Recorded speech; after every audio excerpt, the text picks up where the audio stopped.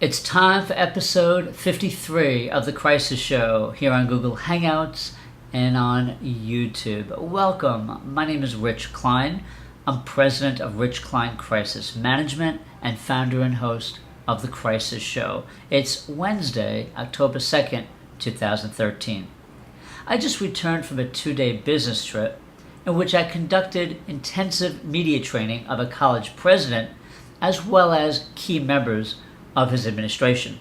In April 2007, when we had that horrific mass shooting at Virginia Tech, that put most colleges and universities on notice that they had to do a better job at crisis management and crisis communications when it came to an active shooter situation.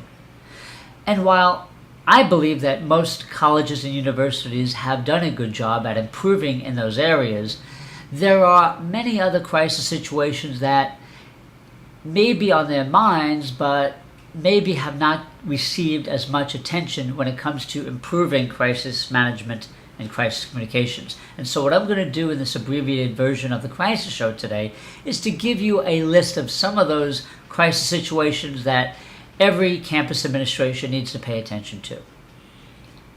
Number 1. An explosion or a fire in which there are deaths and or serious injuries. Number 2, a construction accident or building collapse, again in which there are deaths or serious injuries. Number 3, the outbreak of an illness such as E. coli or some other foodborne illness that causes injuries to multiple students. Number 4, a series of violent criminal acts committed on or near a campus in which the assailant or assailants have not yet been captured. Number 5, the one bad apple syndrome.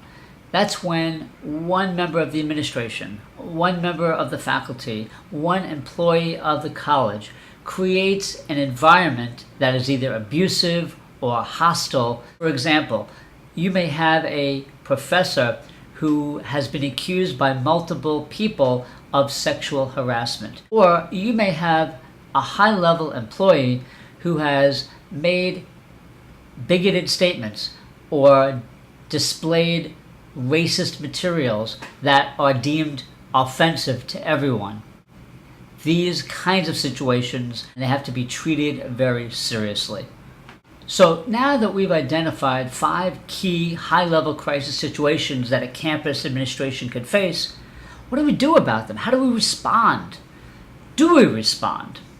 Well, in the 5 scenarios that I've identified, the answer is resoundingly yes.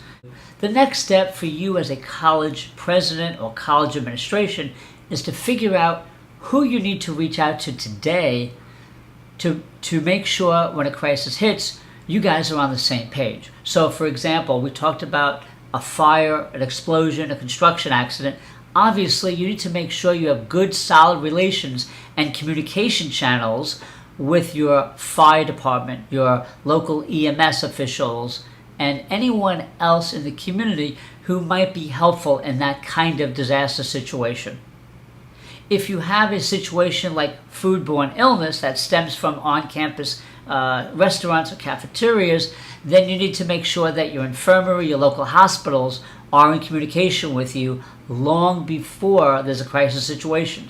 So make sure you know who the chief spokespeople are and get on the same page about creating template statements that could be used in a crisis.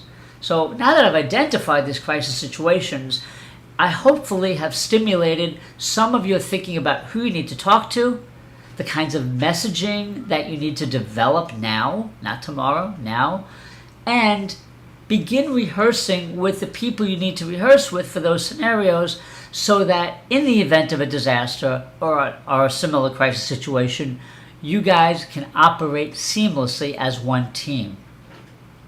And finally, let me circle back to where I started with this conversation. Get media training.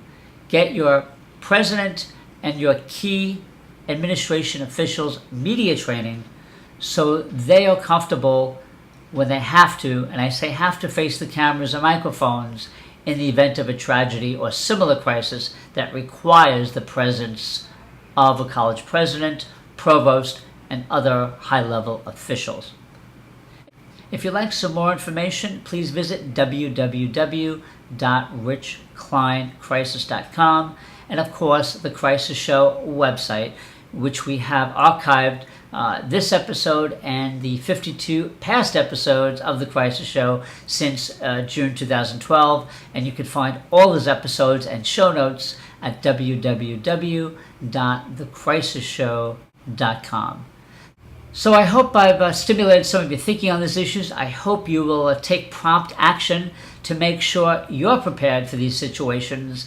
And if you want to tweet about anything that you heard, or you have some other suggestions or ideas for higher education officials, please use hashtag #TheCrisisShow. Again, my name is Rich Klein. Thank you so much for watching. See you soon.